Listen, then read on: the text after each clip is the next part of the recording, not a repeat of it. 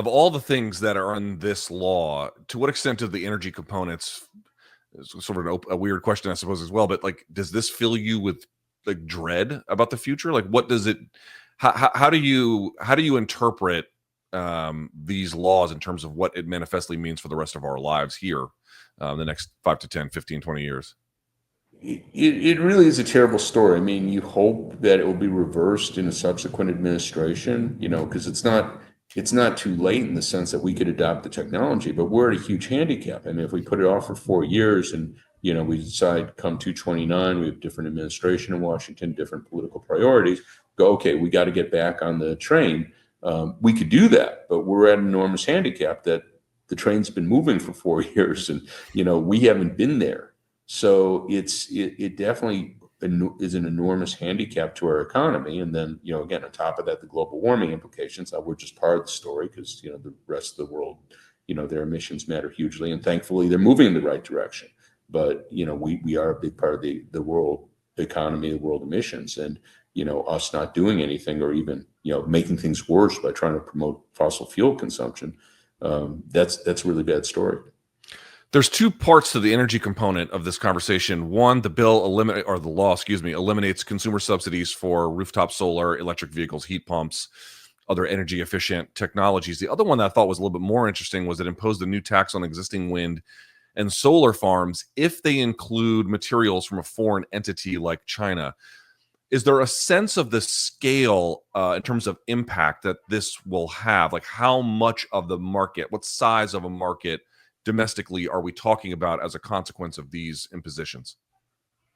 A lot will depend on how that's enforced, how that's monitored, because it's content, which is, again, you could in principle do it. So if we have a wind farm, you could say, okay, how much of your wind turbines, how much of the various battery powered batteries to save electric, how much of that came from China? Because it's not 0-1. In some cases maybe it all came from China. You could say, okay, that's the tax, but in most cases it's going to be a mix. So a lot's going to depend on how that's enforced, but it will in principle hit a very large chunk of wind and solar generation. And again, it's one of these things like, okay, it's bad enough that we're ending the subsidies, but now we're going to tax people for having clean energy, and it really is incredible. Now, ostensibly, the motivation is to give companies more incentive to buy U.S. made products, but I really doubt it's going to have much impact that way. The top 1% portion of this law is really quite remarkable and stunning when you really hear about it. $975 billion in tax breaks to the top 1%. And if I'm reading this right, 2/10 of the top 1% will receive a $200 billion estate tax break. This is one of the more insanely upwardly redistributive laws I think I'm 45 years old that I've seen in my time. Are you able to speak to what the priorities of the legislation indicate by virtue of who is winning, and in particular in this case the top 1%? Yeah, well, it certainly looks like their priorities were determining the bill, and as you said, the benefits going to the very high income people. Say someone earning 10 million a year, you're looking at around 200,000 in tax cuts. Off the bat. In addition, there's a number of things, a pass through provision that I won't go into details, but where you have someone who has their own company. A lot of people in the financial sector do this, and allows them to pay taxes at a lower, basically capital gains rate. There's a number of things like that, but you mentioned the estate tax. This is one that's just infuriating to me because it's already we exempted before this bill. If you had an estate of less than 15 million, or if you have a couple, they could pass on 30 million to their kids with minimal financial planning. They raised that now I'm sorry, it was 10 million. They raised that to 15, so 30 million for a couple. This affected almost no one. Trump gave a speech the other day saying now family farmers aren't going to have to worry about the estate tax forcing them to sell their farms. They didn't have to worry about it before. There's a great story about this. I know this reporter, David K. Johnson, is a great guy. He used to write for the Times. Very great. He had several Pulitzer Prizes. Anyhow, he did a piece back in 2001. At that time, George W. Bush was looking to eliminate the estate tax. And they were making the claim that, oh, all these family farms are being lost through the estate tax. And at that time, the exemption was 1 million. So it was considerably lower, obviously, than it is today. I mean, there's issues of inflation, but still, inflation hasn't been that much. So at that time, it's 1 million. So he called up the Farm Bureau, who was out there in front making the claims. All these family farmers are losing their farms. So called him up. He goes, "Can you put me in touch with a couple of the farmers that families have lost their farm?" They said, "Well, we don't know of any offhand." And they said, "Really? You can't give me one?" And they said, "Well, we're sure they're there, but and the reality is it was almost inconceivable because again, this is the net, they'd say, well, they have a lot of debt and this and that, but then you don't owe the estate tax. It's on the net. So if you have a family farm that's valued at 6 million, but it has 5 million in debt, you don't owe the estate tax. It's on the net. And then on top of that, there are all these provisions. I think you have 20 years to pay it off if you're a family farm with no penalty. So, I mean, if you had, some tax, you're paying some estate tax on a farm that's worth, 3 million, and you owe, I don't know, let's say it's 100,000, 200,000, and you can't pay that off over 20 years. I'm certainly inclined to think you don't actually want the farm, But anyhow, this was true back in 2001. It's obviously much more true today when you have a $10 million exemption. It's just a bad joke. And, a lot of people have been pushing for a wealth tax, which I personally think would be a good idea, but just very hard to implement. But the one wealth tax we do have is the estate tax. And I think it's a great thing to say, okay, let's, lower those thresholds. So I'm not going to cry if someone, is trying to pass down 5 million to their kids and they have to pay 50,000 on the estate tax. I'm not going to cry about that, So having a somewhat lower threshold there and a higher rate, because again, I'm fine with Jeff Bezos' kids doing well and all that, but if he had a 50-60% rate on what he's passing down, I don't think that's a problem we have to worry about. Are there any parts of the new law that you are supportive of? That's a great question.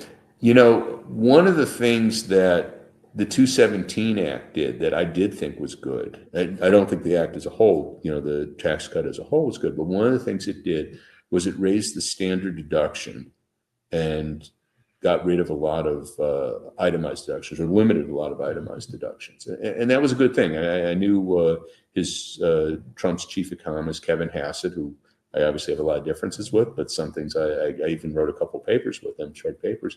But one of the things that, he and I would agree on is that it's best not to have people playing around with their tax forms, make it as simple as possible, have a higher standard deduction, and the vast majority of people would just take that. 90% of people after the 217 tax cut took the standard deduction. Now they've gone the other way. They've thrown all these additional deductions in. They've raised the limit on the state and local tax. It's, I think, 40,000. It had been 10,000. It's now 40,000. They threw a lot of other deductions in. So the one big benefit that you had in the 217 Act, they did a lot to undo in this one. So I can't say, again, if I thought more carefully, there might be something that I'd say was, going in the right direction. But, unfortunately, and again, I'd be happy to point to something if I felt it was good. I'd point to that about the 217 tax cut. I just can't see it. Two questions for you, and I appreciate your time, and I'll let you go. The first one is, I know if you asked maybe 3 different economists, you might get 3 different answers. But one thing that we do know about this law is it's going to balloon the deficit. To what extent, in your economic estimation, do deficits matter? And in particular, what effect will these deficits have more broadly on bond market or, I guess, any other part of the functioning economy?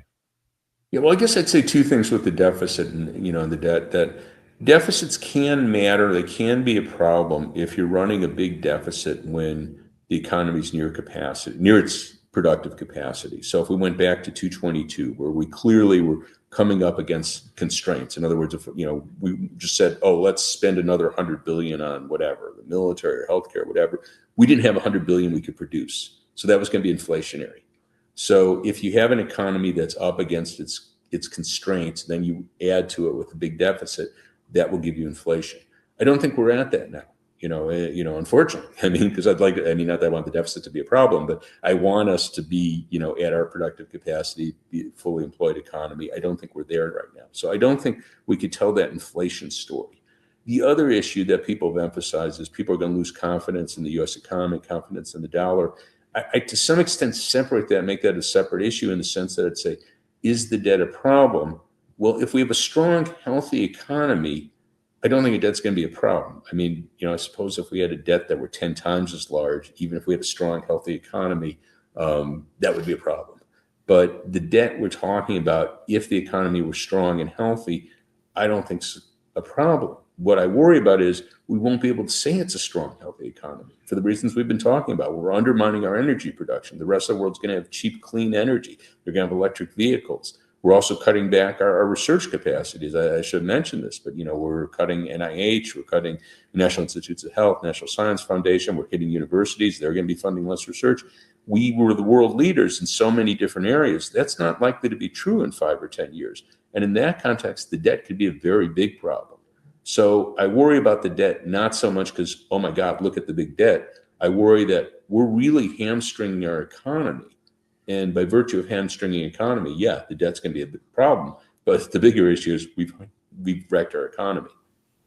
Hey guys, thanks for watching the video. Please consider giving this a thumbs up as well as liking it. And if you want more of my politics coverage, go to the link in the description box for my Substack. Yes, go to my Substack.